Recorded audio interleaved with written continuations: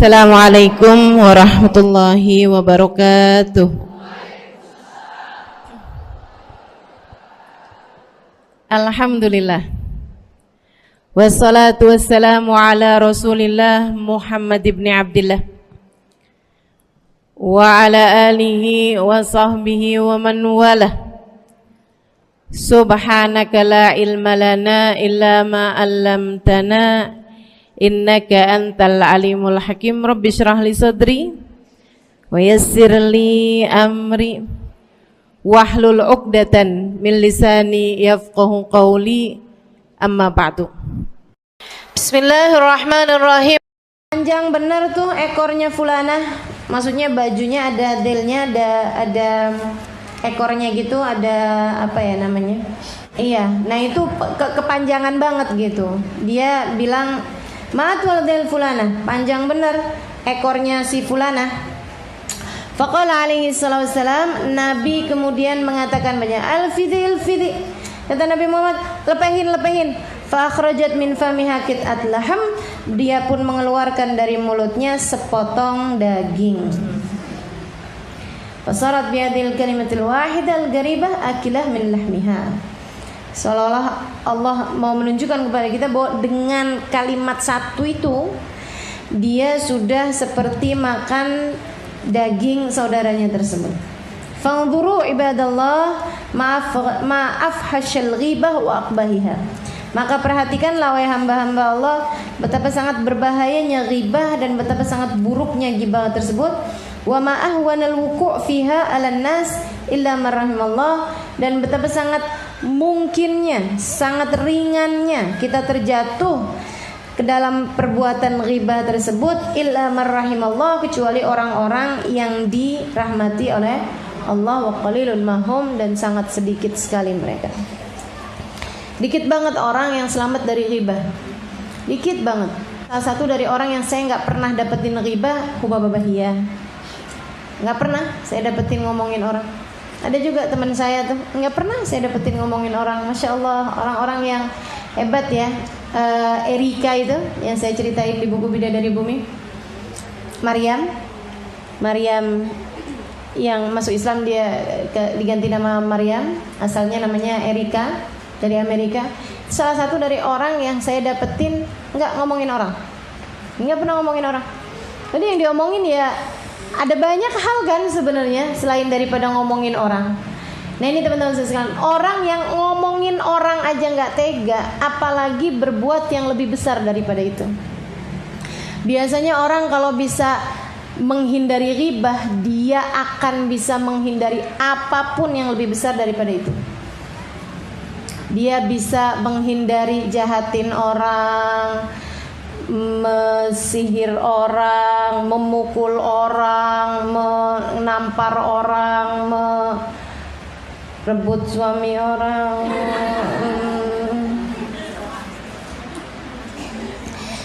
Pokoknya kalau udah bisa menghindari ghibah, itu akan terhindar dari banyak sekali keburukan-keburukan yang lain-lainnya. Gitu ya. Kenapa? Karena dia udah gak tega. Sekedar nyebut orang di belakangnya aja gak tega. Sekedar jahatin orang, ngomong orang, sesuatu tentang orang yang orangnya gak denger loh. Orangnya gak denger, orangnya gak ngerasain. Kita denger, kita ngerasain apa gak kalau kita lagi diomongin orang? Gak ngerasain, kita gak ada yang sakit nih, sakit nih. Kenapa? Nih kayaknya lagi diomongin orang nih saya nih.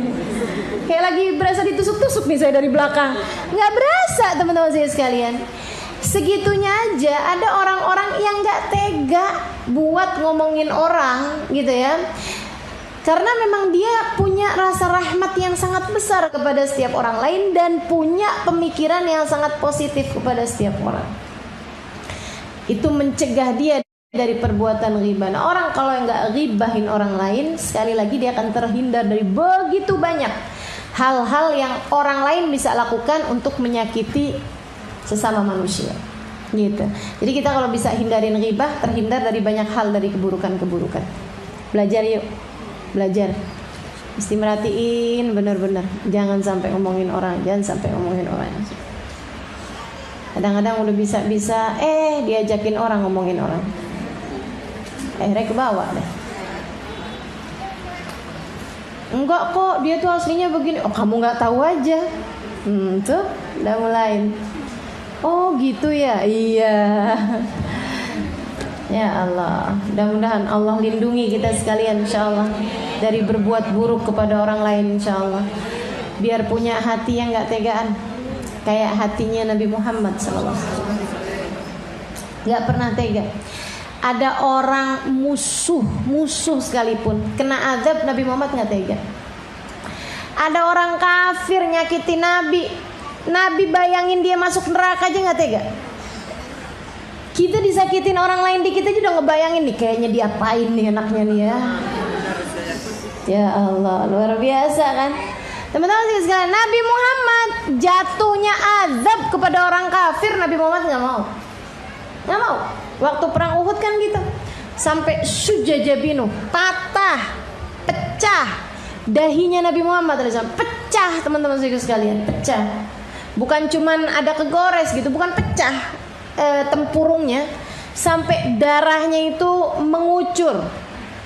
Itu ditadah sama Nabi Muhammad darahnya. Kenapa kau tadah Rasulullah? Saya takut kalau netes ke bumi Allah murka, Allah turunkan adab kepada orang kafir.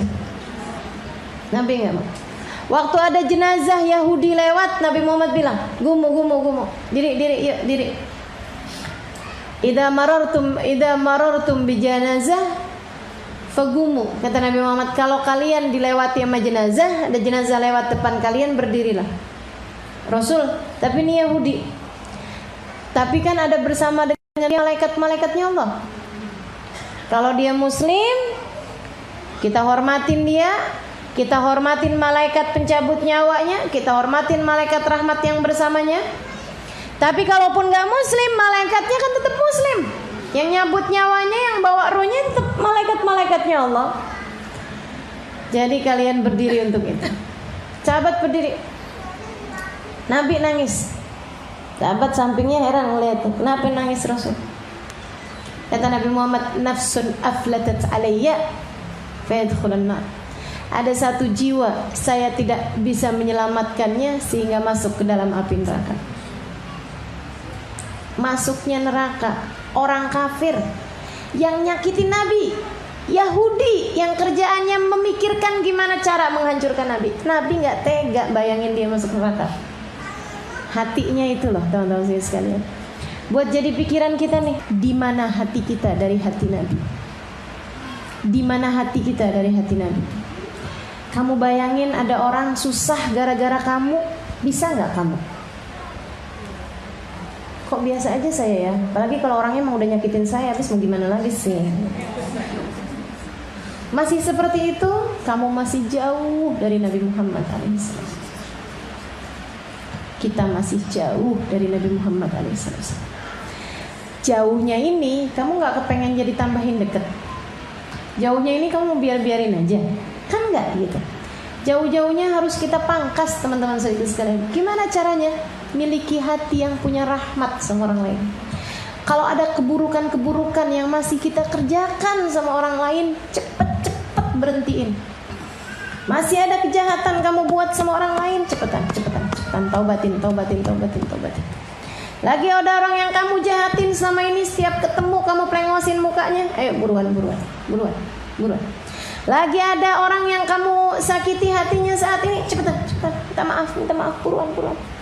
Lagi ada sesiapapun yang kamu punya niatan buruk kepadanya selama ini, buruan. Ada kebaikan apapun kamu niatin sekarang waktunya teman-teman sekalian. Dibantuin nanti sama Nabi Muhammad.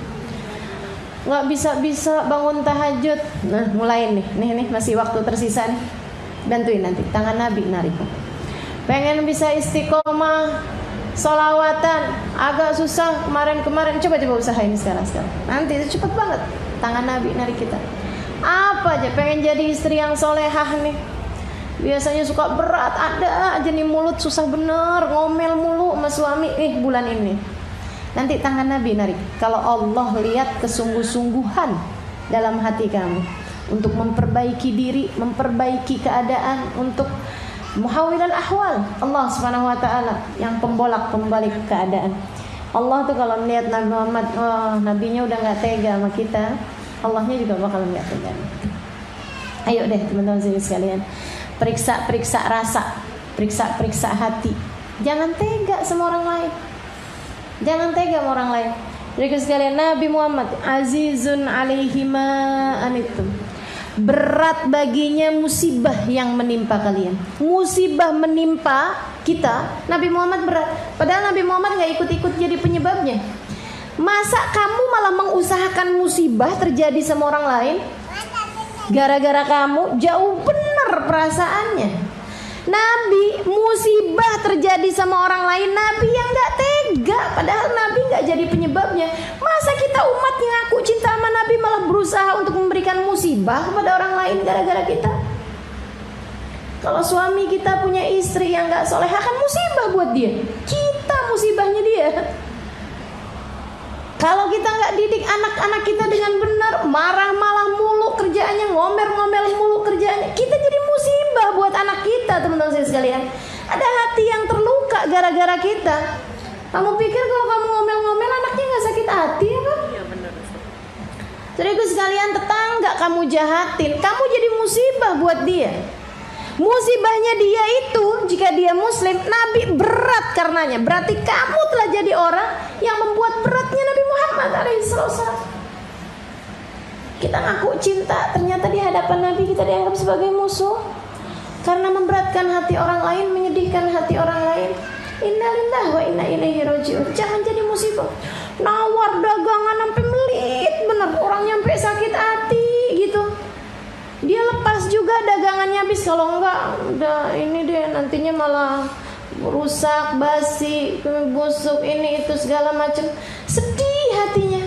Dia ngadu pada Allah. Nabinya sedih loh karena musibah dia, dan kita penyebabnya. Dan kita ngaku cinta sama Nabi Muhammad. Nah kan jauh banget. Jauh banget gitu. Orang mengadukan kita kepada Nabi Muhammad alaihissalam. Jangan sampai jadi orang yang kita diadukan sama orang lain kepada Nabi. Ya Rasulullah, saya udah gak tahan dijahatin mulut sama kakak ipar saya. Ya Rasulullah, saya gak tahan dijahatin mulut sama orang itu. Ya Rasulullah, saya didukunin sama dia tuh Rasul. Ya ampun Rasulullah, saya. Kita diaduin sama orang lain kepada Nabi Muhammad SAW. Jadi benar, jangan sampai kayak begitu.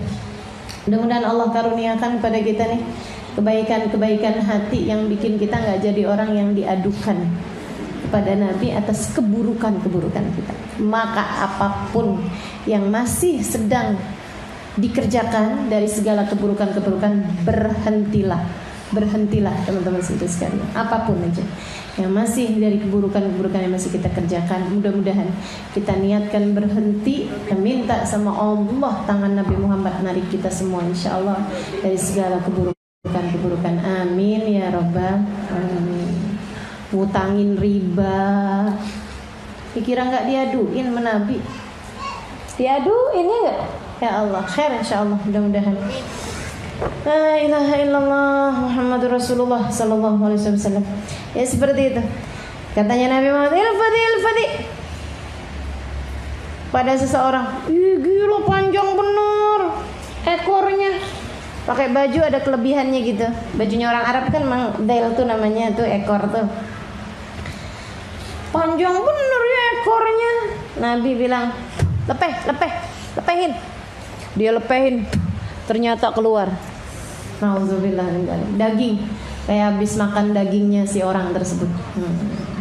Ini pelajaran Allah Subhanahu wa taala kasih, teman-teman sekalian, Allah Subhanahu wa taala kasih kepada umat Nabi Muhammad dari kalangan para sahabat-sahabat yang memang menerima langsung ilmu dari Nabi Muhammad alaihissalam. Ada banyak di masa hidupnya Nabi itu perkara-perkara yang harusnya maknawi Allah zahirkan. Gini nih, masalah bahwa orang kalau habis ngomongin orang seperti makan bangkai daging saudaranya sendiri, itu kan maknawi. Enggak benar-benar kemudian wah pantesan ya saya kenyang nih habis ngomongin orang nih, nggak ada ceritanya gitu ya. Lapar mah tetap lapar aja teman-teman sekalian saya muliakan. Jadi nggak ada urusannya sama bahir, perkara bahir mah nggak berasa gitu. Paham maksud saya? Sama kayak ayat yang berbunyi alladzina yakuluna amwalal yatama zulman innama ya'kuluna fi butunihim nara wa sayaslawna sa'ira. Sesungguhnya orang yang makan hartanya anak yatim, sesungguhnya ia sedang memakan api di dalam mulutnya. Kata Allah gitu. Tapi bukan berarti kemudian ada api dalam perutnya. Sama kayak orang memasukkan api ke dalam perutnya. Itu sesuatu yang maknawi, teman-teman sekalian. Bukan berarti kemudian panas nih, ada api nih di perut saya habis makan hartanya anak yatim. Gak ada, teman-teman sekalian, gak berasa. Sekali lagi itu namanya perkara yang maknawi, perkara yang maknanya aja seperti itu, tapi bukan faktanya seperti itu gitu. Jadi teman-teman sekalian, akan tetapi perkara-perkara yang maknawi ini terkadang Allah Subhanahu wa taala zahirkan untuk jadi pembelajaran. Seperti kayak gini, Allah bilang alladzina yakuluna amwal alladzina fala yaghtab ba'dukum ba'dha ayuhibbu ahadukum an ya'kula lahma akhihi maitan fakarihtum. Janganlah seorang di antara kalian berghibah, itu sama kayak kalian makan bangkai daging saudara kalian sendiri. Kan begitu ya? Itu sesuatu yang maknawi, tapi terkadang Allah tunjukkan secara zahir untuk jadi pembelajaran buat orang-orang, dan itu seringnya terjadi di zamannya Nabi Muhammad alaihissalam. Nabi tunjukin. Teman-teman sekalian saya muliakan, kayak gitu tuh. Ada orang habis ngomongin orang, panjang bener ekornya. Kata Nabi, lepehin.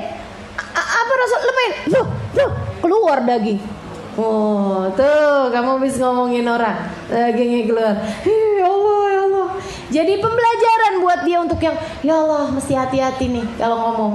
Jangan sampai kemudian akhirnya jatuhnya jadi ghibah. Begitu kan?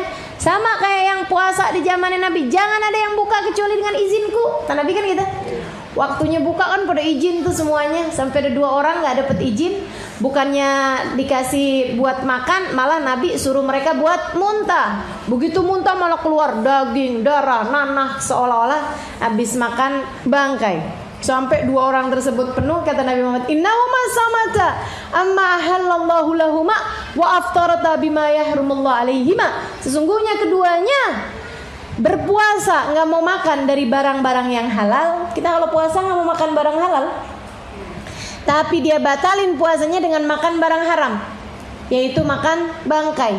Jalasat ihdahuma indal ukhra faghtabata. Kenapa bisa begitu Rasul? Kata Nabi, yang satu ketemu sama yang lain kemudian ngomongin orang. Sama kayak makan bangkai daging saudaranya, makanya tuh jadi sepenuh itu tuh bangkai. Ya Allah, jadi mikir nih kita nih, alhamdulillah penutupan aib dari Allah Subhanahu wa taala buat kita nih gede bener. Kalau mau ditampakkan, ya Allah, ibu-ibu teman-teman sekalian, enggak ada di antara kita yang badannya sekecil ini nih. Kebanyakan makan bangkai, kebanyakan makan daging. Betul nggak? Nih saya nih kalau ditimbang sama ghibah-ghibahnya nggak segini nih. Ya Allah. Kita semua kalau ditimbang sama aib-aib kita, sama dosa-dosa kita, kira-kira segede apa, teman-teman? Ya Allah. Makanya kalau udah nimbang, untung yang ditimbang bisanya cuman badan doang, kulit, daging, tulang, ya nggak? Kalau terus nimbang, kaget karena timbangannya ternyata dosa. Berat 55, dosa 550. Waduh, serem bener. Kata bapak-bapak, iya, untung dosa gak ada baunya. Kalau dosa ada baunya, adakah seseorang mau berada di samping kita? Saya sih dengar bapak yang ngomong kayak gitu, kayak lagi nyindir benar. Untung Alimah saya gak tahu dosa kamu. Kalau saya tahu dosa kamu, saya gak bakalan mau duduk di sebelah kamu. Ya Allah, seremnya. Mudah-mudahan Allah selamatin kita semua, insyaAllah. Amin ya rabbal alamin. Gimana caranya mau berhenti ghibah ini ya? Lagi zaman-zaman sekarang, buka TV isinya ghibah. Betul gak? Tokoh politik ini digibahin, tokoh politik itu digibahin. Buka TV yang lain isinya infotainment, artis-artis. Akhirnya jadi ghibah juga. Duh, kawin cerai mulu, katanya gitu. Ya Allah, ya Allah. Keluar dari rumah, ketemu sama tetangga, diajakin apa? Gibah juga. Ketemu sama teman pengajian, habis selesai bubar, ajakin gibah juga. Hadir maulid. Jangan sampai ya. Di maulid katanya, tapi malah ngomongin orang dalam maulid. Lebih bahaya lagi kalau kemudian yang diomongin ustadzahnya. Na'udzubillah min dzalik. Mudah-mudahan Allah selamatin kita semua. Amin ya rabbal alamin. Ini emang mesti bener-bener ya. Makanya Sayyidina Abu Bakar taruh batu dong, kayaknya perlu juga nih. Gimana caranya nih? Apa saya taruh batu juga aja nih? Biar kita bisa benar-benar ngerapiin kita punya lisan, teman-teman sekalian. Seenggaknya kalau pas lagi pengen marah gitu ya, yang lagi kesel-kesel nih, kayaknya perlu nih ngambil batu taruhin mulut. Atau seenggaknya nggak batu, biji tasbih deh, masukin mulut. Kalau ngomong bisa ketelun biji tasbihnya. Ya Allah, ya Allah. Pokoknya udah ampunan dari Allah itu yang paling penting buat kita. Penjagaan, minta sama Allah. Allahumma ighfir lana fima madha wahfadna fima baqi birahmatika ya arhamar rahimin. Ya Allah bitaufik hatta nafik, kata Habib Umar bin Hafid. Ya Allah kasih kepada kami taufik, kemudahan mengerjakan kebaikan, hatta nafik, biar pada sadar semuanya nih. Kita nih biar pada sadar semuanya, biar pada insaf semua. Amin ya rabbal alamin. Amin ya rabbal alamin. Betapa sangat buruknya ghibah dan betapa sangat dekatnya kita darinya. Betapa sangat busuknya ghibah dan betapa sangat mudahnya kita melakukannya. Betapa sangat buruknya ghibah. Assalamualaikum warahmatullahi wabarakatuh. Alhamdulillah, wassalatu wassalamu ala Rasulillah Muhammad ibn Abdillah wa ala alihi wa sahbihi wa man wala. Subhanaka la ilma lana illa ma 'allamtana innaka antal alimul hakim. Rabbi shrah li sadri wa yassir li amri wahlul 'uqdatan min lisani yafqahu qawli. Amma ba'du. Betapa kematian sesuatu yang pasti.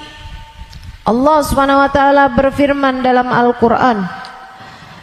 Kata Allah, fa'bud rabbaka hatta ya'tiyakal yaqin.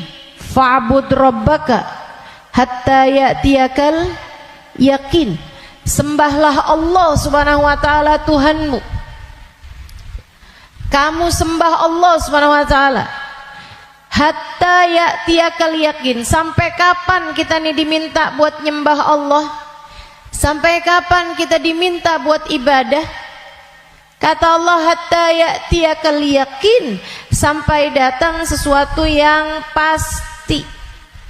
Apa yang pasti? Ayil maut. Yang dimaksudkan dengan suatu yang pasti itu adalah mati. Karenanya siapapun kamu di atas muka bumi ini harus belajar berusaha buat jadi hamba Allah Subhanahu wa taala yang taat. Mudah-mudahan Allah mudahkan. Amin ya rabbal alamin. Jadi orang hidup gak ada yang pasti, teman-teman. Gak ada yang pasti buat orang yang hidup. Ada yang mulai dari kecil sakit terus, ada. Gak ada yang pasti hidup itu. Yang pasti ketika seseorang hidup hanya satu, namanya mati. Kalau kamu diberi kehidupan, maka satu waktu nanti kehidupan tersebut akan diambil kembali oleh Allah Subhanahu wa taala. Sebab memang hidup di dunia, begitu kamu diberi kehidupannya, udah pasti kamu akan berjumpa dengan kematian. Enggak ada yang pasti dalam hidup selain mati.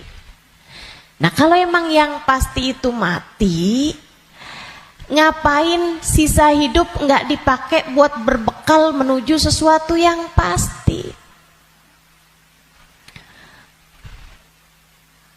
Ngapain bekalannya untuk sesuatu yang nggak pasti?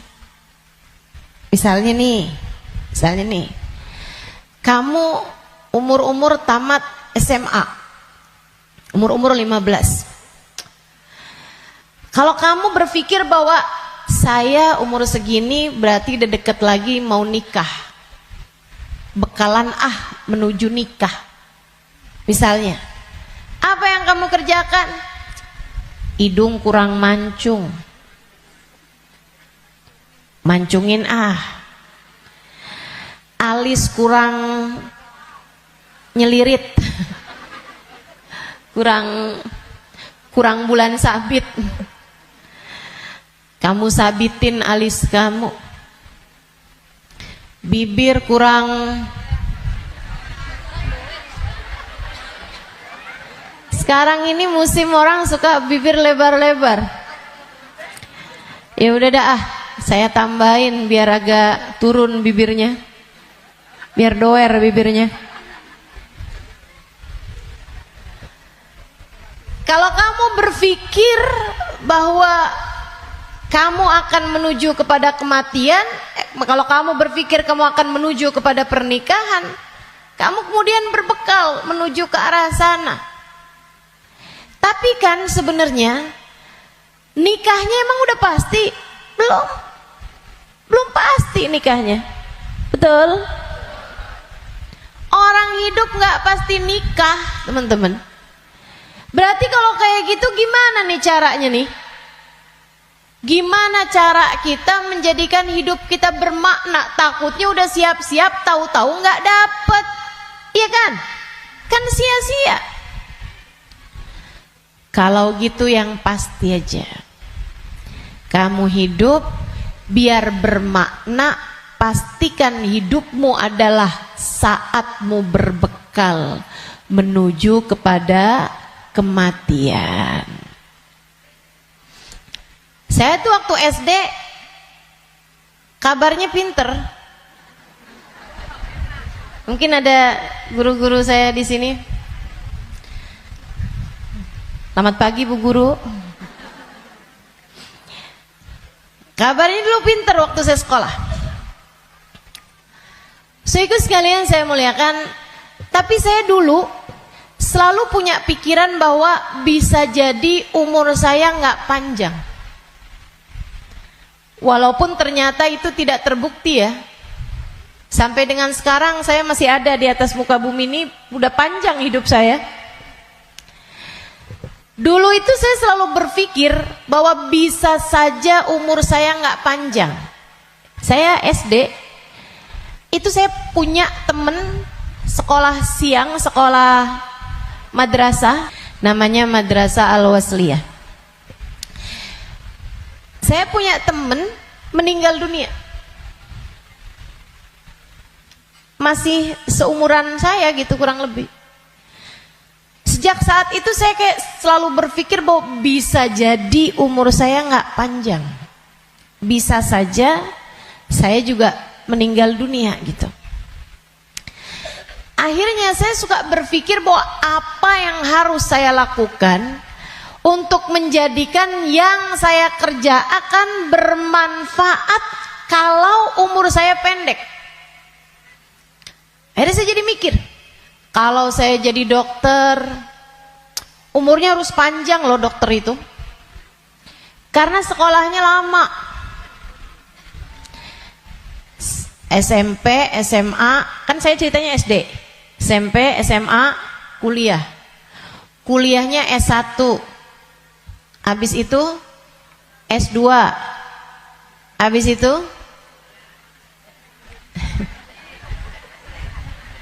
ST katanya. Buat jadi dokter spesialis itu kan mesti banyak sekolahnya. Apalagi kalau mau spesialis yang spesialis lagi gitu. Buat jadi dokter yang bagus.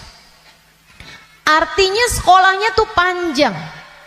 Baru bisa jadi dokter yang hebat, dokter yang mumpuni di atas usia 30-an tahun, bahkan mungkin 40-an tahun. Habisnya itu dia praktek mengamalkan ilmunya. Berapa lama? Sampai ketika datang ajal menjemputnya. Manfaatnya ilmunya itu berapa lama? Untuk bisa dipraktekkan bermanfaat buat umat manusia gitu. Sampai dengan berapa lama? Sebentar aja berarti. Kita aja kalau udah dirawat sama dokter yang terlalu tua rada was-was.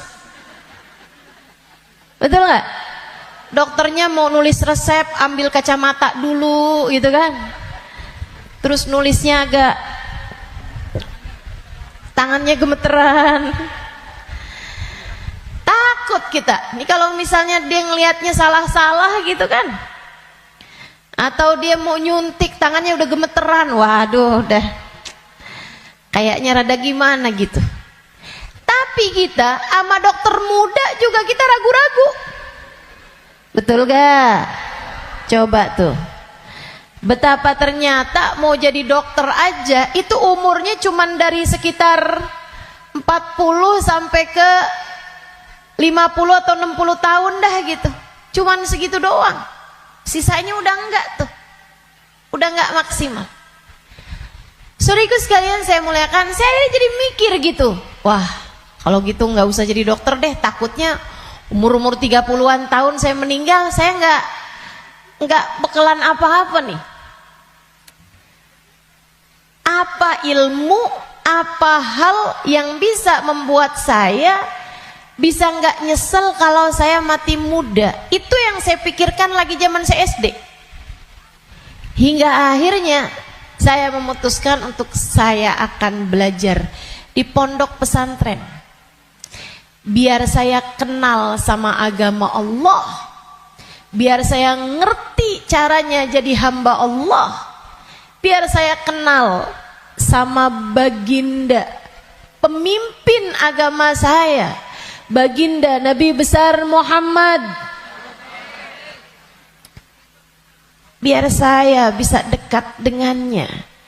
Hingga semoga begitu saya meninggal dunia, saya dapat berjumpa dan bertemu dengannya. Itu harapan saya. Akhirnya saya belajar di pondok-pondok pesantren, terus belajar, terus belajar, terus belajar. Saudaraku sekalian yang saya muliakan, alhamdulillah saya rasakan ilmu saya udah bermanfaat dari sejak usia 20 tahun. Saya udah mulai mengajar dari usia 20 tahun dan saya mengajarnya dalam bahasa Arab di kota Tarim, Hadramaut, Yaman. Saudaraku sekalian saya muliakan, pada akhirnya kehidupan mengajarkan kita bahwa jangan mau memperjuangkan sesuatu yang tidak kamu bawa mati. Begitu saya belajar lama, saya jadi ngerti bahwa ternyata bahkan bekalan menuju kematian itu bukan ilmu yang banyak, bukan. Akan tetapi hati yang tersambung dengan Allah penciptanya. Ruh. Sebab hulikatir ruhu lil abad. Ruh itu ketika diciptakan, ia diciptakan untuk selamanya. Ruh kamu ini teman-teman sekalian, ini yang akan kamu bawa mati. Hati kamu itu adalah ruh kamu, rasa kamu. Ini yang akan kamu bawa mati. Kalau badan ini nggak akan kamu bawa mati. Begitu kamu mati, udah tuh nggak ada lagi urusan sama badan. Badan kamu bisa dimakan merayap-rayap tanah dan habis. Bibir kamu yang selalu kamu lipstikin, wajah kamu yang selalu kamu bedakin, mata kamu yang selalu kamu celain, pakaiin celak, Kuku-kuku kamu yang selalu kamu potong setiap kali ia memanjang. Badan kamu yang selalu kamu rawat, kamu kasih makan, kamu bersihkan. Ini hanya akan menjadi makanan santapan rayap-rayap tanah. Ulat-ulat tanah nanti akan masuk ke lubang-lubang hidungmu. Ia akan masuk dalam seluruh anggota tubuhmu dan kamu habis. Makanya katanya Sayyidina Ali bin Abi Thalib, siapa yang kerjanya buat badannya, siapa yang hidupnya hanya mementingkan urusan tubuhnya, silakan cari pahalanya kepada rayap-rayap tanah. Silakan minta balasannya kepada rayap-rayap tanah. Ulat-ulat tanah, mereka yang senang banget, wih, mulus. Ih, badannya bagus. Enak banget nih kita makannya, katanya gitu. Saudariku sekalian yang saya muliakan, bukan untuk itu kamu diciptakan, bukan untuk itu kamu diciptakan. Yang aslinya dari diri kamu adalah ruhmu. Yang sejatinya pada dirimu tidak akan terpisahkan adalah hatimu. Ala inna fil jasadi mudghah idza salahat salahal jasad kullah wa idza fasadat fasadal jasad kullah. Ketahuilah di dalam tubuh manusia terdapat segumpal darah disebut hati. Jika bagus, bagus semuanya. Jika rusak, rusak semuanya. Ketahuilah segumpal darah tersebut adalah hati. Disitulah ruh ditiupkan. Disitulah ruh sejatinya berada. Meskipun mengalir sampai ke seluruh tubuh kita. Ruh itu dihembuskan saat janin. Badanmu itu berusia 4 bulan dalam rahim ibu kamu, ditiupkan lewat ubun-ubun. Makanya Bu, ketika Allah menciptakan batok kepala kita, itu semuanya udah full kecuali ada satu lubang kecil di ubun-ubun. Makanya kalau anak bayi ubun-ubunnya masih lembut,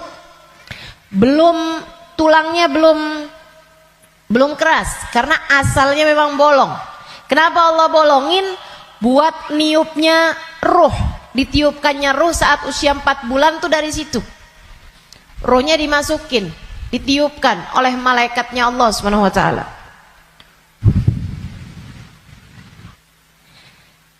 Pusatnya ditaruh di jantung atau di hati, dia pusatnya tuh ditaruh di hati, menyebar ruh tersebut sampai ke ujung-ujung jari. Itu ruh. Kalau datang kematian, dicabut lagi dari ubun-ubun. Malaikat pencabut nyawa sama halnya dengan malaikat peniup ruh, itu memulai pekerjaannya dari ubun-ubun. Nyabut nyawanya juga dari sini. Dicabut dari atas kan, yang duluan hilang yang kaki. Makanya orang kalau mati tuh kakinya duluan yang dingin. Yang lain masih hangat tapi kaki udah dingin, itu berarti sudah memulai proses pencabutan nyawa.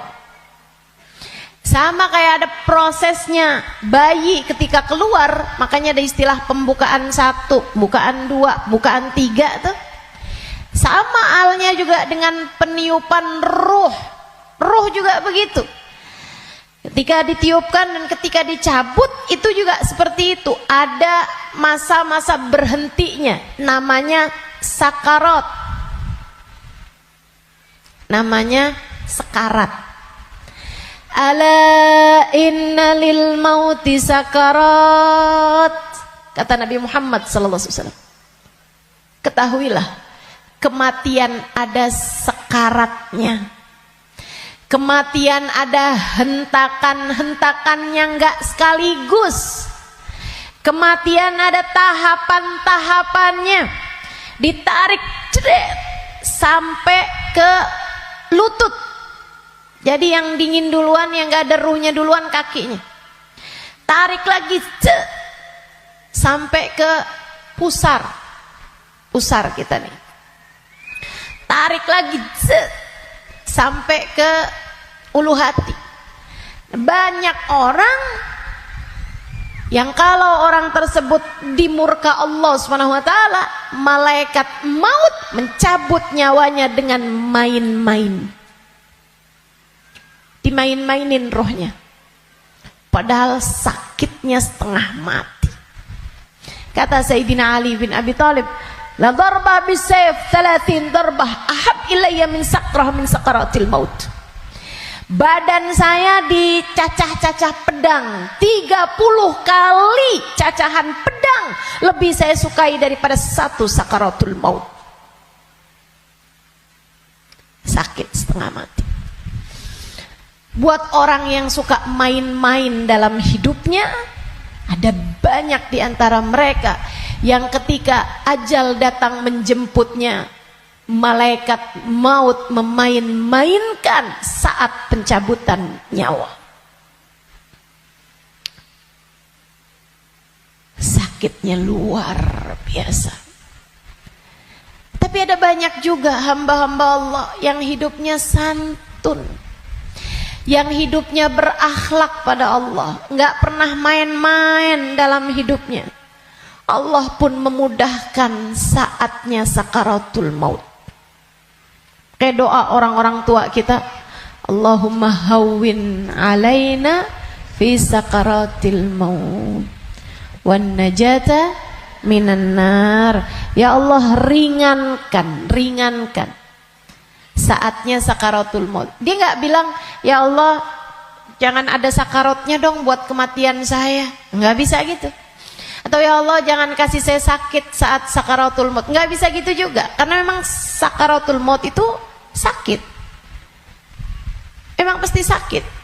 Jadi yang diminta adalah Allahumma khaffif alaina fi sakaratul maut. Ya Allah ringankan sakitnya sakaratul maut. Apa yang bisa meringankan? Maksudnya ringannya tuh gara-gara apa? Kalau kamu tanya sama saya, Ustazah, ringannya sakaratul maut tuh gara-gara apa? Saudaraku sekalian, sesuatu itu sakit bisa jadi ringan itu karena dua hal. Satu, karena memang sakitnya itu levelnya jadi ringan. Kan begitu? Sakit kan ada level-levelnya.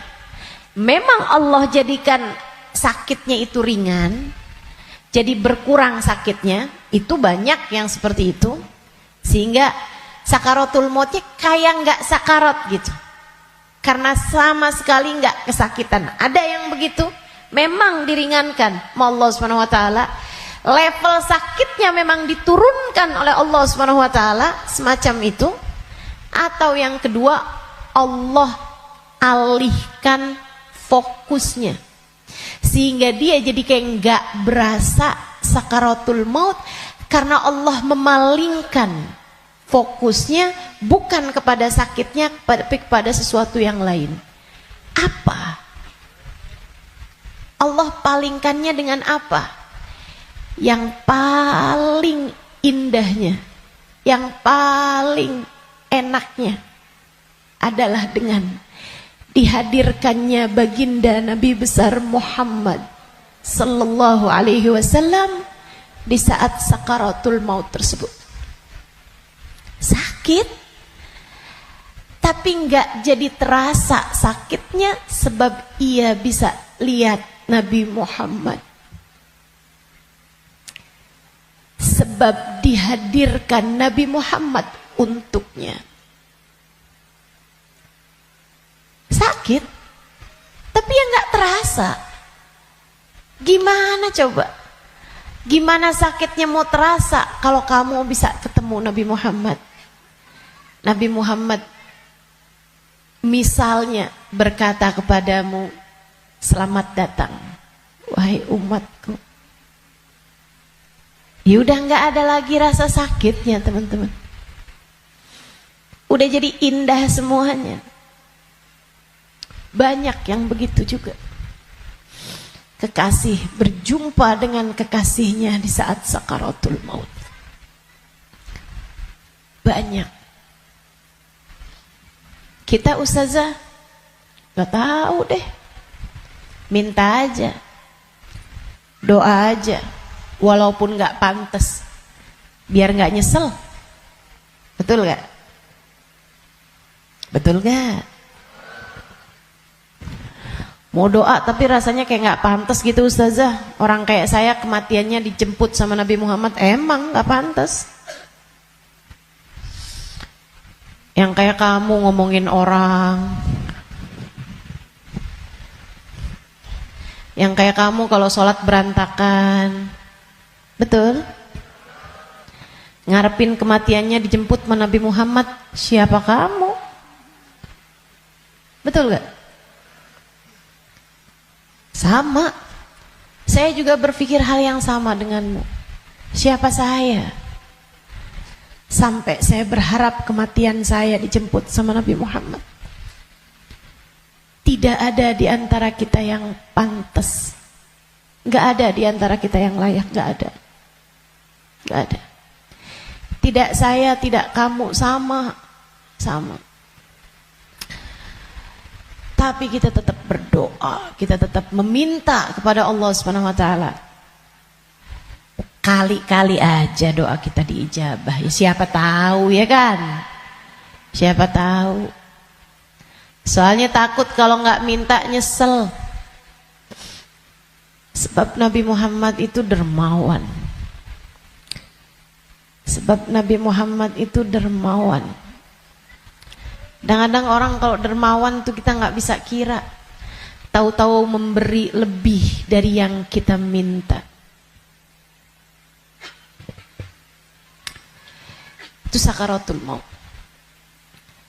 Nanti habis cabut tuh dari pusar sampai ke dada. Dada, hati itu teman-teman pusatnya. Allati tattali'u alal afidah. Sampai ketika roh tersebut nyampe di afidah. Nyampe di dada, tempatnya hati kita itu, pusatnya. Makanya orang kalau ngerasa sakit hati pasti pegang dadanya gitu. Nggak ada yang pegang kepalanya, sakit hati saya. Nggak ada. Apalagi pegang kaki, sakit hati saya. Nggak ada, pasti bilang sakit hati saya gitu. Yang dipegang dada. Karena memang tempatnya ruh, pusatnya itu adanya di situ. Hati kita. Itu sakaratul maut paling sakitnya tuh di situ. Karena sumbernya tuh di situ. Baru kemudian dicabut lagi sampai ke ghargharah. Sampai ke leher. Kau udah nyampe di ghargharah, hakikat kamu akan ditampakkan. Saat itulah kamu dibukakan langit, bisa lihat tempat balik kamu tuh surga atau neraka. Dan itu bisa terjadi tahun depan. Dan itu bisa terjadi bulan depan. Untukmu atau untukku. Itu bisa jadi di waktu yang masih sisa panjang. Bisa jadi juga sudah tinggal sedikit lagi waktumu untuk merasakan apa yang disebut dengan sakaratul maut ini. Semuanya pasti ngalamin. Semuanya nggak ada yang bisa lari. Saat ghargharah, saat nyawa udah sampai di tenggorokan, dibukakan pintu demi pintu, kata Nabi Muhammad. Ketika Nabi bercerita kepada Sayyidah Aisyah, ya Aisyah, man ahabba liqa Allah, ahabballahu liqa'ah, wa man kariha liqa Allah, karihallahu liqa'ah. Wahai Aisyah, siapa yang senang saat perjumpaannya dengan Allah, Allah pun senang berjumpa dengan dia. Siapa yang benci berjumpa dengan Allah, Allah pun benci berjumpa dengan dia. Ya Rasulullah, walakinnana nakrahul maut. Bukannya semuanya takut memati Rasul. Takut kan gak seneng. Bukankah kita semuanya takut mati Rasul? Kalau takut mati kan artinya kita gak seneng. Kalau kita gak seneng, Allah gak seneng juga dong ketemu kita. Gak gitu Aisyah. Tapi nanti saat ghargharah, saat nyawa sudah di tenggorokan, Allah akan bukakan langit-langit dan Allah akan perlihatkan tempat kembali bagi roh seseorang. Rohnya itu baliknya kemana? Siapa yang ketika dibukakan langit-langit tahu tempat kembalinya adalah neraka, dia pun takut ketemu sama Allah, dia benci berjumpa dengan Allah, Allah pun benci berjumpa dengannya, walaupun dia bunuh diri sekalipun.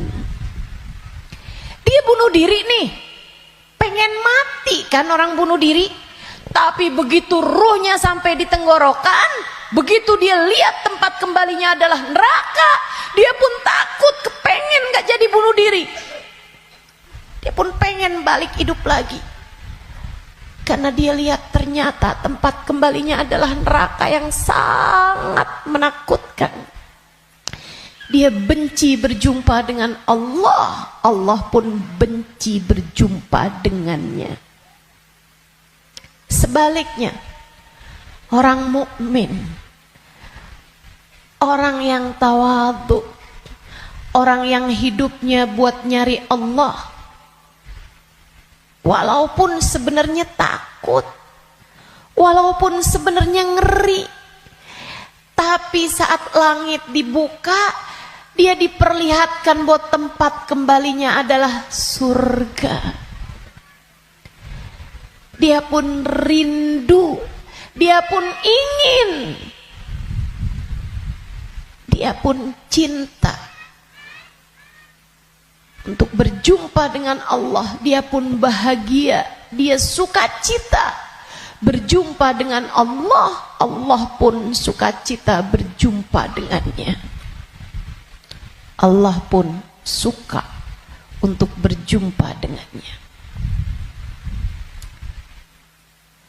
Nih, saat ghargharah ini Allah cerita dalam Al-Quran di surat Al-Mu'minun, hatta idza jaa ahadahumul maut qala rabbi rji'un la'alli a'malu salihan fima taraktu kalla innaha kalimatun huwa qailuha wa min waraihim barzakhun ila yaumi yub'atsun. Sadaqallahul azim. Kata Allah, sampai ketika kematian datang kepada kalian, ketika roh sampai di tenggorokan, dia akan berkata, Rabbirji'un, balikin saya lagi ya Allah, balikin saya lagi ya Allah. Setahun, biarkan saya tinggal lagi di dunia setahun ya Allah. Nggak boleh sebulan ya Allah, nggak boleh seminggu ya Allah, minggu depan deh ya Allah, matinya minggu depan aja. Nggak boleh minggu depan, sehari ya Allah, besok mati nggak apa-apa, jangan sekarang.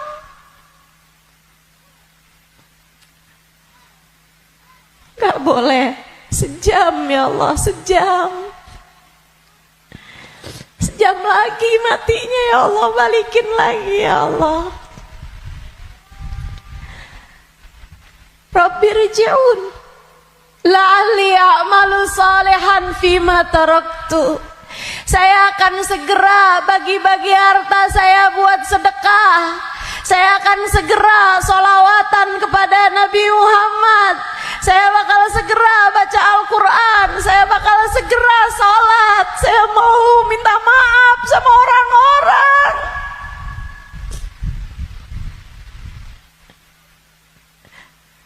Saya mau minta maaf sama orang-orang.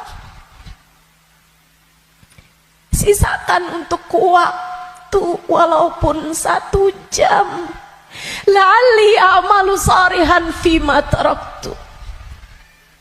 Aku akan mengerjakan kebaikan yang selama ini saya tinggalkan.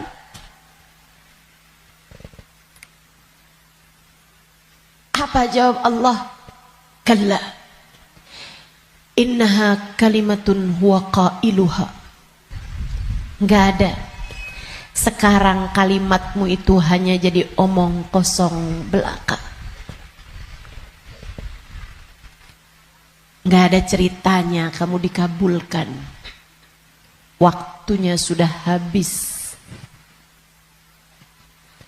Game over. End. Udah habis. Kamu nggak punya nyawa cadangan. Kamu nggak punya hidup simpanan. Kamu tidak sedang dalam masa percobaan. Begitu kamu masuk usia balik, semua sudah mulai tercatat untukmu. Tak ada lagi waktu untuk kembali. Innaha kalimatun huwa qailuha. Itu hanya sekedar kalimat disampaikan begitu aja. Kamu minta balik, enggak ada ceritanya. Wa min waraihim barzakhun ila yaumi yub'atsun. Sekarang waktunya kamu hidup di alam barzakh sampai hari kiamat datang. Dah tuh. Gak bisa balik lagi. Makanya serem sama kematian, teman-teman, karena dekat. Aqrab ghaib yuntadhar, kata Nabi Muhammad. Perkara gaib yang paling dekat sama kita kematian. Si ini meninggal, si itu meninggal, si itu meninggal, si itu meninggal. Semua meninggal. Maka sebagaimana kamu melihat satu hari ada jenazah diangkut, satu waktu jenazah kamu yang diangkut. Sebagaimana kamu lihat ada nama seseorang, kamu dengar nama seseorang diumumkan di masjid, satu waktu namamu yang akan diumumkan di masjid. Kamu lihat satu hari ada nama seseorang muncul dengan ucapan berbelasungkawa, turut berduka cita, yang ada di Instastory orang-orang, satu waktu nama kamu yang akan ditulis di situ. Sebagaimana ada broadcast di grup-grup WhatsApp yang menuliskan nama-nama orang dengan ucapan meninggal dunia, satu waktu akan ada namamu yang ada di situ. Inna lillahi wa inna ilaihi rojiun. Turut berduka cita atas meninggalnya Halimah binti Utsman al-Idrus. Akan ada waktunya. Semua akan ada waktunya. Semua akan ada gilirannya. Pasti tanpa terkecuali. Kamu akan datang giliranmu. Pasti tanpa terkecuali. Kamu bakal mati, Bu. Kamu akan mati, Dek. Kamu bakal mati, Nak. Pasti. Masalahnya tinggal,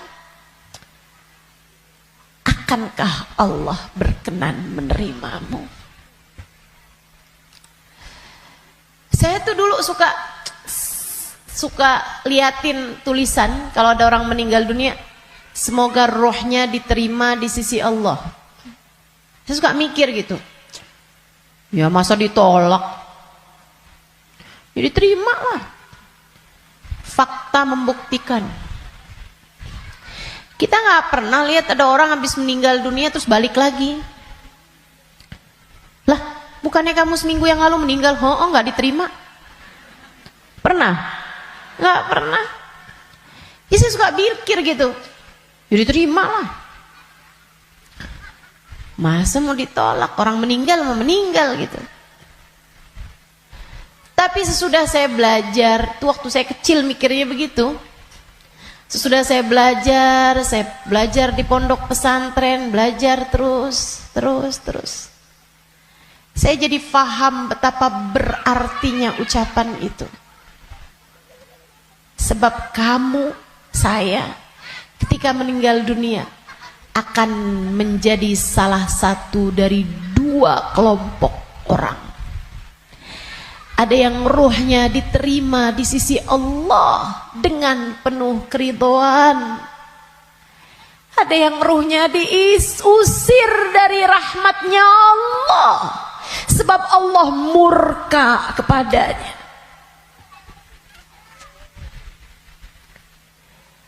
Kalau waktu hidup kayak gini nih, kamu lagi punya perlu, kamu datang ke rumah saudaramu, ditolak dari yang satu, bisa kamu datang ke tempat saudaramu yang lain.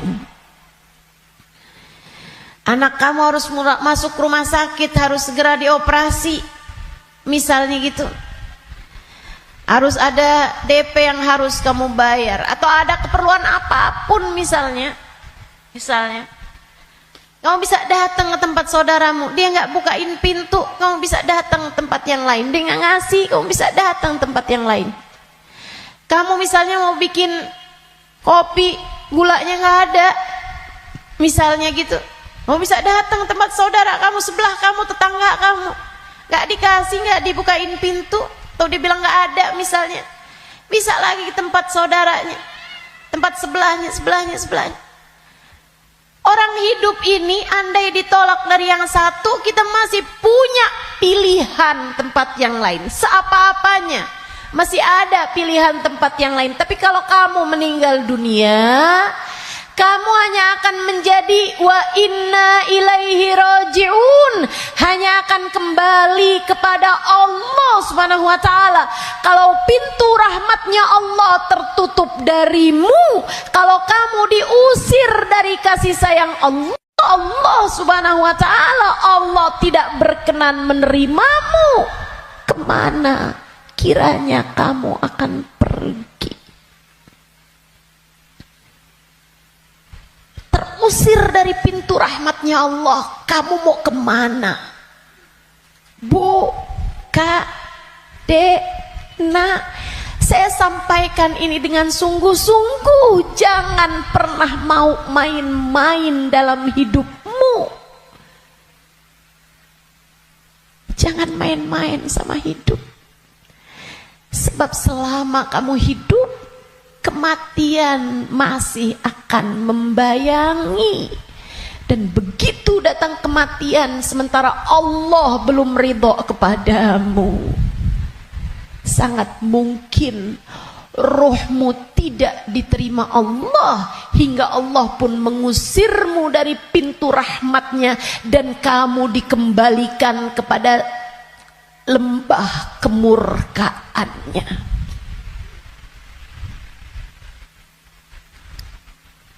Dimurka Allah Subhanahu wa ta'ala. Dimurka Allah Subhanahu wa ta'ala. Enggak enak. Kita tuh dibenci sama suami kita aja rasanya enggak enak. Kita dibenci sama saudara kita aja setengah mati, enggak enak rasanya. Bukan begitu? Bayangkan kalau kamu datang ke rumah Allah, kamu datang kepada Allah, sementara Allah mengusirmu dan tidak ridho kepadamu serta benci kepadamu, dan kamu gak bisa balik lagi ke atas muka bumi ini, kayak apa rasanya? Dalam keabadian kamu dimurka, dalam keabadian kamu dibenci,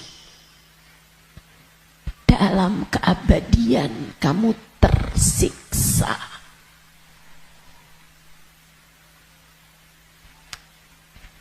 nggak akan sabar, nggak akan sabar. Makanya sekarang nih di dunia kamu masih bisa sabar. Kalau lagi nggak enak sabar aja. Malam-malam ngantuk mau tahajud, yang sabar. Bangun tahajud, yang sabar. Biar nanti kamu nggak ketemu waktu di mana kamu tidak akan sabar menghadapinya. Kamu nggak akan kuat ngadepinnya. Sekarang kamu kuat.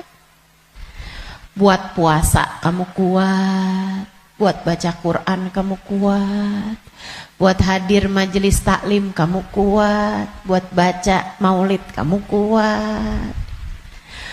Buat berbuat baik pada orang tua kamu kuat. Buat berbuat baik sama suami kamu kuat.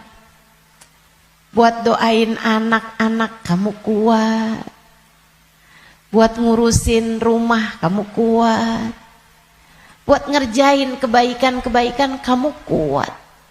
Maka kerjakan apa yang kamu kuat untuk menghindarkan diri dari sesuatu yang kamu nggak bakal kuat. Bertahanlah terus. Bertahanlah untuk tetap menjadi solehah. Yang sabar jadi solehah. Tetaplah jadi hamba Allah yang solehah. Gak kuat nih saya, enggak, kamu kuat. Kamu kuat. Saya gak kuat lagi Ustazah ngadepin suami kayak begitu. Kuat, kamu kuat. Saya gak kuat lagi Ustazah ngadepin orang tua saya nih Ustazah. Kuat, kamu kuat. Gak kuat lagi saya ngadepin anak-anak saya Ustazah. Kamu kuat, kamu kuat. Kamu kuat.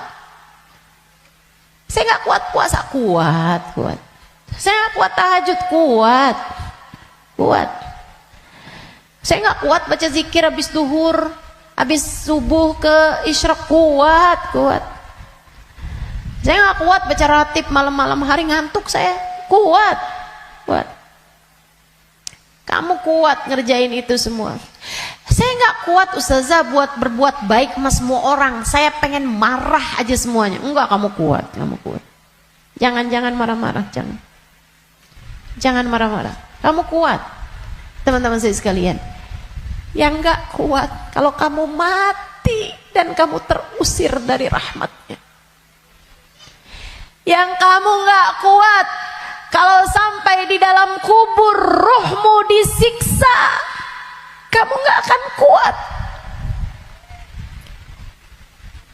Yang gak kuat kalau kamu datang malaikat yang menanyai dalam kuburan dan kamu gak bisa jawabnya, hingga kemudian malaikat tersebut mulai menyiksamu, kamu gak akan kuat. Sisanya di dunia ini kamu kuat, kamu kuat. Saya dijahatin terus Ustazah sama tetangga saya gak kuat lagi, kamu kuat. Saya ditinggalin sama teman-teman saya gak kuat, kuat, kuat, kuat. Percaya saya, kamu kuat. Saya sakit Ustazah, saya udah gak kuat lagi, kuat, kuat, kuat. Yang kamu gak kuat kalau kamu sampai diusir dari rahmatnya Allah. Yang kamu gak kuat kalau ruhmu keluar, dan bisa jadi itu bulan depan, bisa jadi itu minggu depan. Saat ruhmu keluar dan kamu ngelihat tempat kembalimu adalah neraka, kamu gak akan kuat.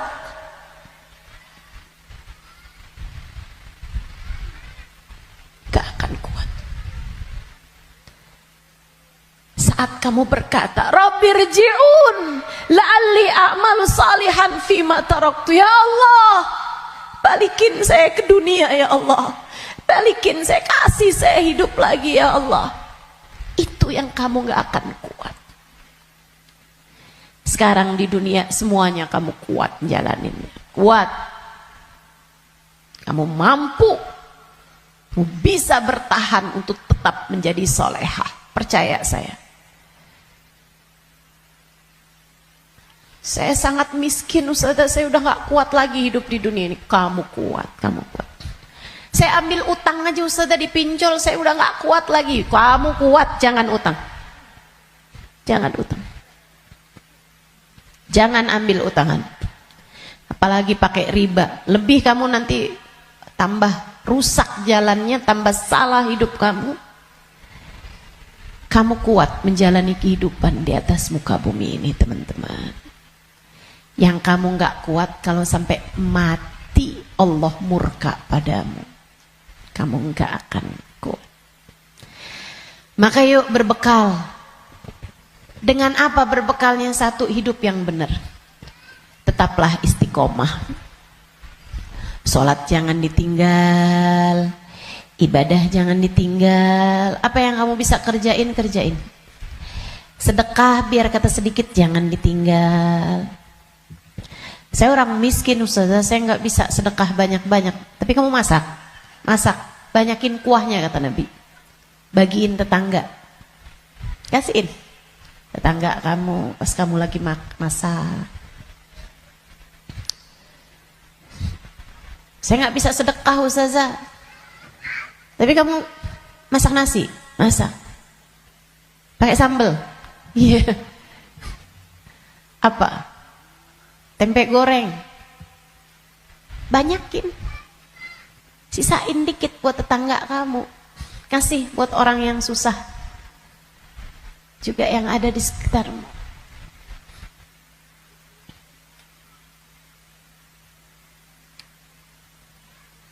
Itu pesan Nabi kita Muhammad SAW. Berbuat baik. Saya nggak bisa Ustazah, saya nggak ada sesuatu yang bisa saya sedekahkan. Senyum. Bisa bukan? Kamu punya bibir? Ya punya sih Ustazah. Ya udah senyum aja kalau gitu. Ketemu orang, bisa nyenengin orang, apa kabar? Sehat? Atau saat kamu bangun di waktu malam, kamu angkat tanganmu, kemudian kamu bilang, ya Allah, sayangi tetangga-tetangga saya ya Allah, sayangi teman-teman saya ya Allah, ampuni dosa-dosa mereka ya Allah, orang di kampung saya ya Allah, ampuni dosa-dosanya ya Allah. Sedekah kamu buat mereka, kebaikan kamu buat mereka. Berbuat baik semampu yang kamu bisa, sebisa yang kamu mampu. Apaan aja, apaan aja. Bahkan sekedar kalimat pujian buat suami kamu. Alhamdulillah kamu sehat, saya senang kalau kamu udah sehat. Kata-kata yang enak gitu. Jangan sakit lagi ya, saya kesian kalau lihat kamu sakit. Saya sayang sama kamu. Kalimat yang enak. Ganti deh, ganti kalimat-kalimat yang gak enak. Udah sehat kan, berarti bisa kerja lagi kan. Susah kalau kamu sakit nih. Terus kita mau makan apa kalau kamu sakit terus-terusan? Gak enak banget sih kalimatnya. Kamu bakal mati. Maka pilihlah kalimat yang gak jadi penyesalan bagimu sesudah kematianmu. Yang bagus ngomongnya, yang bagus. Jangan sakiti hati orang. Iya Kak, Bu, Dek. Ucapanmu kepada orang tuamu nak yang bagus, yang bagus. Mama yang sehat ya Ma. Mama yang sehat. Enggak kok, Mama nggak pernah ngerepotin. Saya seneng ada Mama. Tetaplah sehat Ma. Tetaplah kuat Ma. Yang bagus ngomongnya. Nanti nyesel kalau kamu yang pergi atau mamahmu yang pergi.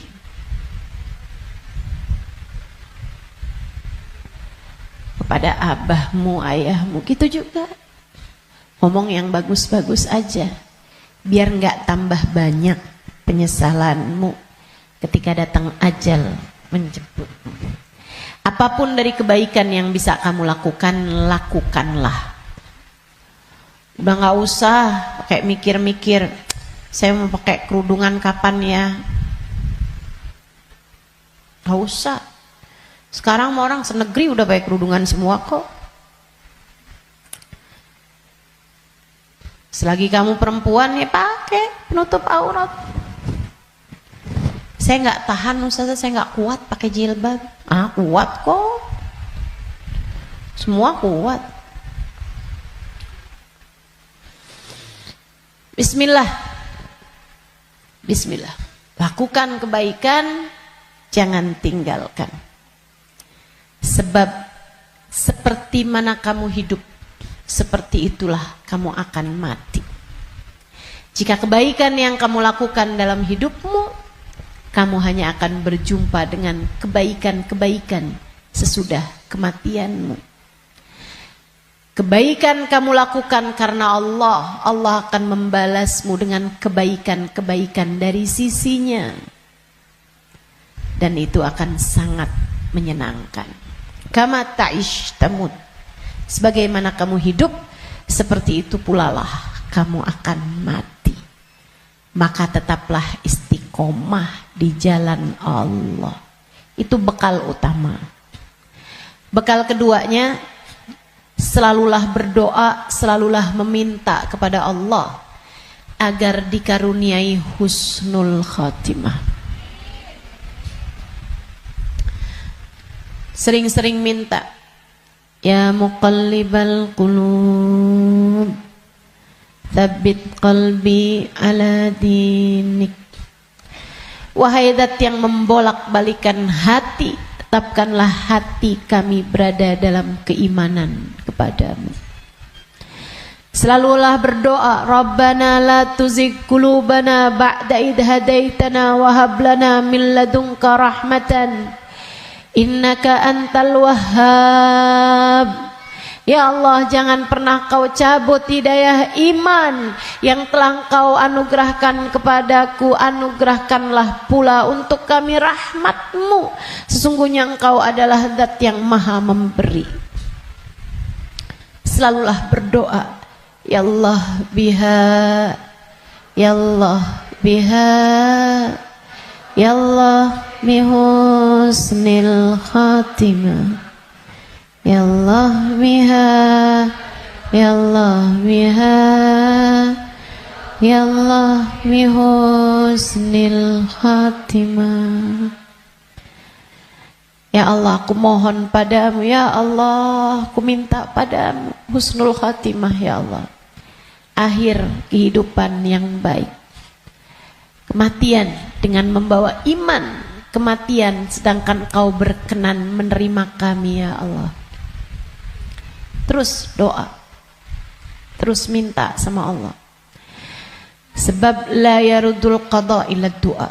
Tidak ada yang dapat menolak takdir buruk selain doa.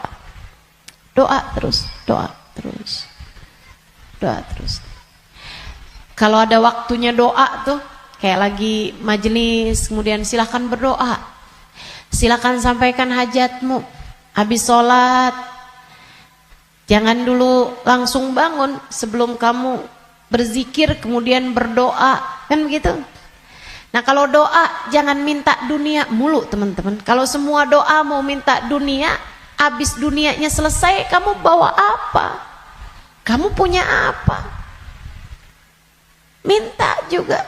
Urusan akhirat malah justru jauh lebih penting daripada meminta urusan dunia yang akan kamu tinggalkan begitu kamu mati. Jangan kalau doa yang diminta duit lagi, duit lagi. Jangan kalau doa yang diminta jodoh lagi, jodoh lagi. Atau biar hati suami nggak berpaling, itu aja yang kamu minta. Biar suami nggak poligami, ustazah, itu terus doa saya ustazah. Bukan hanya itu yang kamu perlukan teman-teman. Doa urusan dunia tuh kalau bisa sekedarnya aja. Karena hidup di dunia ini qalil, sedikit, katanya Imamul Haddad, tabalagh bil qalili minal qalili. Bekelan dunia ini sedikit aja lah, karena dunianya itu emang sedikit. Dikit lagi juga mati. Kalau doa itu yang kiranya kamu gak nyesel begitu kamu masuk ke dalam alam kubur. Doanya minta apa? Minta husnul khotimah. Doa minta Allah ridha, minta biar Allah selamatkan, minta biar Allah bahagiakan kalau kamu ada di dalam kuburan, minta biar Allah bahagiakan ketika nanti kamu di padang mahsyar. Jadi begitu ajal datang menjemputmu, kamu masih punya simpenan dari doa-doa yang belum diijabah Allah Subhanahu wa taala, yang belum kamu rasakan ijabahnya. Begitu kamu mati, kamu udah punya simpenan doa buat mahsyar. Begitu kamu mati, kamu udah punya simpenan doa buat kubur. Begitu kamu mati, kamu udah punya simpenan doa buat kiamat. Begitu kamu mati, saat di padang mahsyar dibangkitkan, kamu udah punya simpenan doanya. Tinggal tunggu ijabahnya. Nah kalau doanya belum pernah kamu doain, gimana mau ngarepin ijabahnya? Nah kamu gak pernah minta. Ya Allah, kubur saya ya Allah, saya sekarang maunya kubur saya biar seneng ya Allah. Ternyata kok nggak seneng. Kata Allah, nah kamu nggak pernah minta.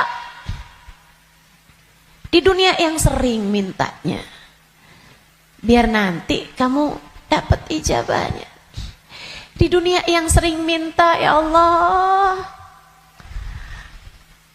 jadikan kami ada dalam rombongan Nabi Muhammad. Jadikan kami ada dalam rombongan umat Nabi Muhammad ya Allah. Jangan cuman di majelis maulid aja doanya.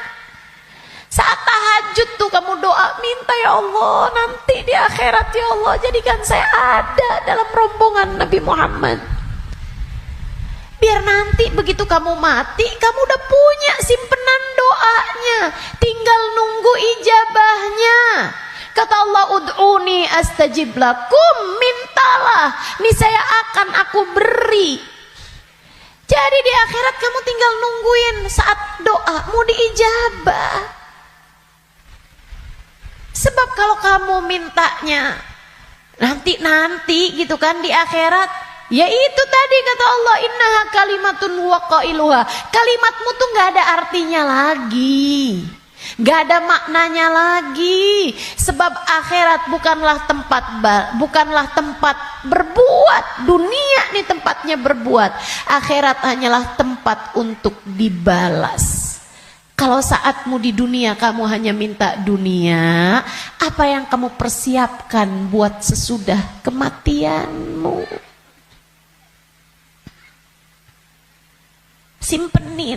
Simpenin doa-doa yang banyak buat akhirat, karena akhirat itu jauh lebih panjang, jauh lebih penting, jauh lebih berarti, jauh lebih bermakna. Dunia ini hanya sebentar, teman-teman. Jangan sampai nyesel. Jangan sampai nyesel. Doa tidak pernah hanya sekedar. Itu adalah semua yang kamu perlukan. Kita semua perlu doa. Semua perlu doa. Makanya banyak-banyak doa. Minta sama Allah agar kehidupan kamu sesudah kematian menjadi kehidupan yang menyenangkan. Amin ya Rabbal. Satu tadi istiqomah taat, bekal menuju kematian ya. Yang kedua tadi apa? Doa. Yang ketiga, teman-teman saudariku sekalian, bekal menuju kematian itu ampunan dari Allah Subhanahu wa taala. Itu bisa kamu dapat dengan memohon ampunan, beristighfar dan bertaubat, meninggalkan dosa-dosa. Kamu mau berbekal menuju kematianmu, tinggalin dosa. Tinggalin dosa. Tinggalin dosa. Udah deh, ucapkan selamat tinggal buat dosa-dosa. Adik-adik yang sudah umur 20-an tahun belum datang jodoh, Ustazah saya pacaran ya. Jangan. Kenapa Ustazah? Dosa. Tinggalin dosa. Kamu belum tentu punya waktunya buat taubat. Kamu belum tentu sisa waktumu itu mencukupi untuk kamu bertaubat. Nggak usah deket-deket sama dosa.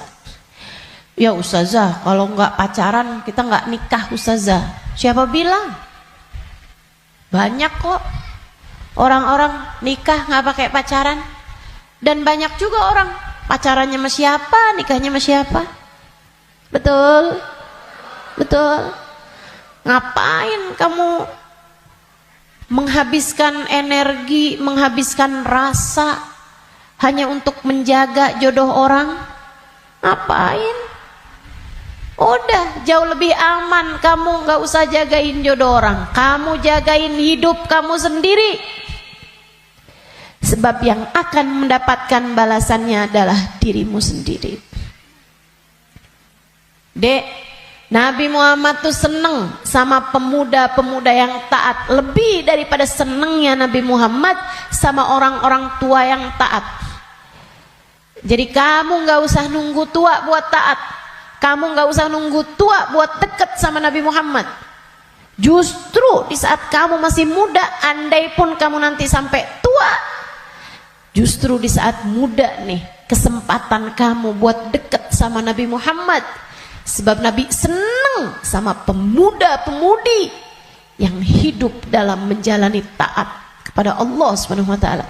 Dijanjiin barengan sama Nabi Muhammad. Dijanjiin ada dalam naungan di bawah arasnya Allah di saat tidak ada naungan kecuali naungan Allah. Syab nasya fi taatillah, pemuda, pemudi, laki-laki, perempuan, muda yang hidup dalam taat pada Allah Subhanahu wa taala. Kamu umur masih 17 tahun tapi sudah istiqomah tahajud, Nabi cinta padamu.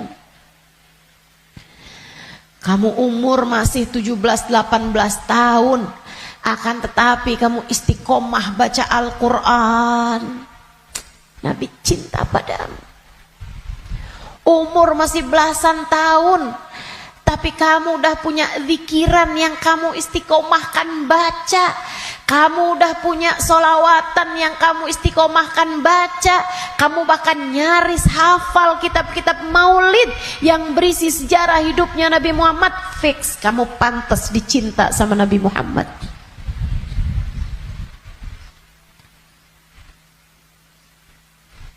Kamu punya kesempatan besar untuk bisa jadi orang yang kelak di hari akhirat nanti membersamai Nabi Muhammad. Tinggalin dosa, dek, tinggalin dosa. Gak ada pentingnya. Kamu gak akan seneng nantinya sama dosa itu. Kelihatannya kayak bagus tapi bikin sumpek. Kelihatannya kayak enak tapi bikin hati gelap. Kelihatannya kayak membahagiakan padahal itu hanya akan menyusahkan hidupmu saja. Tinggalin dosa. Semua yang ada di sini, yang tua, yang muda, tinggalin dosa, tinggalin dosa. Itu cara kamu biar bisa berbekal menuju kematian yang indah. Yang terakhir, kamu pengen berbekal menuju seindah-indah kematian adalah dengan mencintai orang-orang soleh. Gaulmu itu loh benerin. Gaulnya mau orang bener, biar kamu bisa bener. Sayangnya mau orang bagus di mata Allah, orang soleh, orang solehah. Sayangnya mau ulama, sayangnya sama guru-guru, gitu kan? Mau ustadz, mau ustadzah, sama kiai, sama bunyai, sama habib, sama habibah, muhbabah. Itu bikin kamu bisa jadi orang-orang yang meninggalnya nanti dalam keadaan-keadaan yang indah. Tentu di akhirat kita semuanya ingin dikumpulkan dengan orang-orang baik. Maka kalau kamu di akhirat nanti dikumpulkan orang baik, caranya adalah bersamalah dengan mereka dari sejak di dunia. Bersamalah dengan mereka dari sejak di dunia. Hadirlah di majelis-majelis ilmu, yang seneng dengerin kajian-kajian dari para ulama, yang seneng melantunkan bersama-sama maulid, solawat, istighfar bareng-bareng, doa bareng-bareng, qiyam bareng-bareng. Kebersamaanmu dengan apapun di dunia akan membuatmu bersama di akhirat nanti dengan orang-orang yang kurang lebih sama. Hadirnya, senangnya di majelis-majelis ilmu, majelis-majelis dzikir, majelis maulid kayak begini, sangat pantas nanti dikumpulinnya di akhirat dengan orang-orang soleh-soleha. Kamu pikir orang-orang soleh-soleha kumpulnya di mana kalau bukan di tempat-tempat yang semacam ini? Makanya, ayo bismillah, cintai mereka. Andai pun kamu nggak lagi bersama dengan mereka, para ulama-ulama, para hamba-hamba Allah soleh-soleha, tetaplah bersama dengan mereka dalam doa. Saat doa,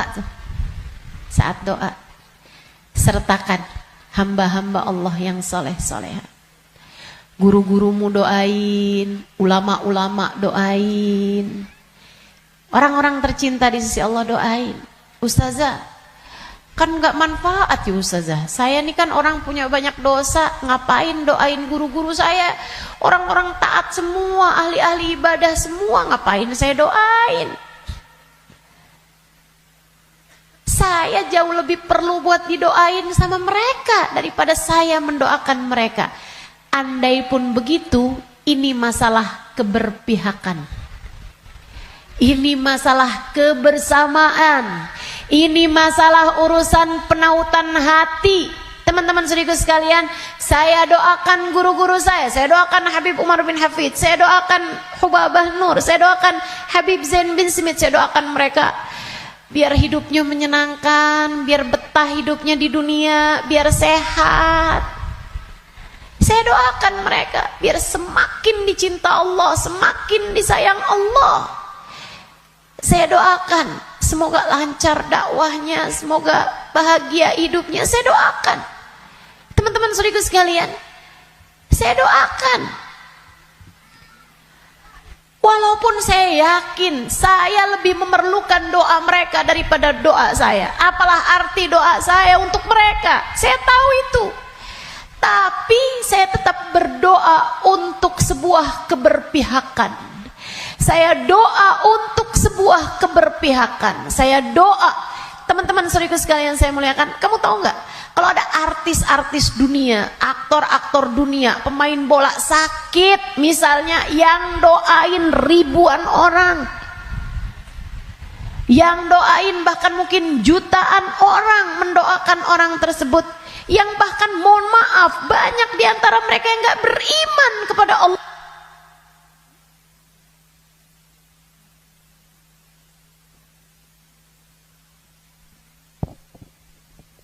Yang bahkan banyak di antara mereka yang tidak beriman kepada Allah Subhanahu wa taala.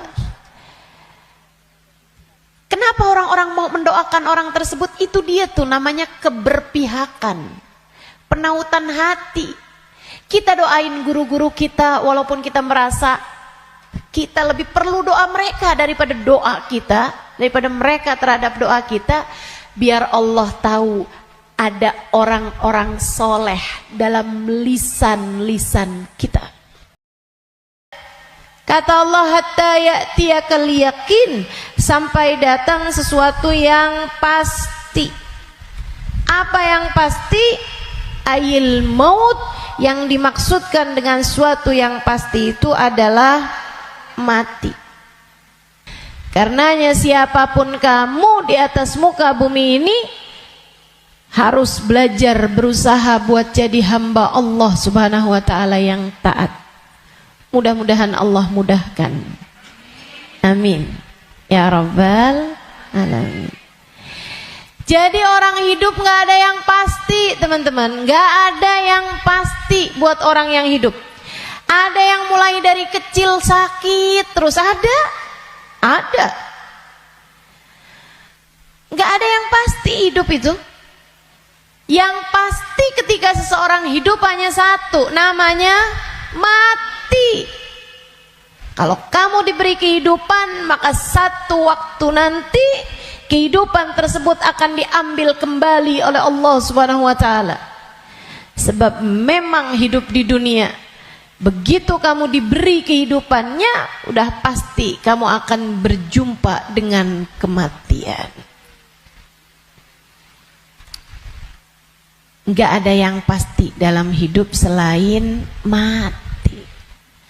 Nah, kalau emang yang pasti itu mati, ngapain sisa hidup enggak dipakai buat berbekal menuju sesuatu yang pasti? Ngapain bekalannya untuk sesuatu yang enggak pasti? Misalnya nih, kamu umur tamat SMA, umur 15. Kalau kamu berpikir bahwa saya umur segini berarti udah deket lagi mau nikah, bekalan menuju nikah. Misalnya, apa yang kamu kerjakan? Hidung kurang mancung, mancungin alis kurang nyelirit, kurang bulan sabit, kamu sabitin alis kamu. Bibir kurang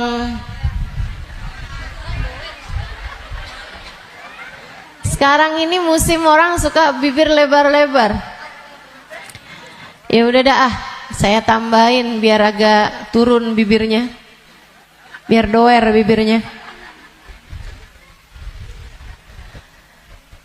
Kalau kamu berpikir bahwa kamu akan menuju kepada kematian, kalau kamu berpikir kamu akan menuju kepada pernikahan, kamu kemudian berbekal menuju ke arah sana. Tapi kan sebenarnya nikahnya emang udah pasti? Belum pasti nikahnya. Betul? Orang hidup nggak pasti nikah, teman-teman. Berarti kalau kayak gitu gimana nih caranya nih? Gimana cara kita menjadikan hidup kita bermakna? Takutnya udah siap-siap, tahu-tahu nggak dapet, iya kan? Kan sia-sia. Kalau gitu yang pasti aja, kamu hidup biar bermakna. Pastikan hidupmu adalah saatmu berbekal menuju kepada kematian. Saya tuh waktu SD kabarnya pinter. Mungkin ada guru-guru saya di sini. Selamat pagi Bu Guru. Kabarnya dulu pinter waktu saya sekolah. Saudaraku sekalian saya muliakan, tapi saya dulu selalu punya pikiran bahwa bisa jadi umur saya nggak panjang.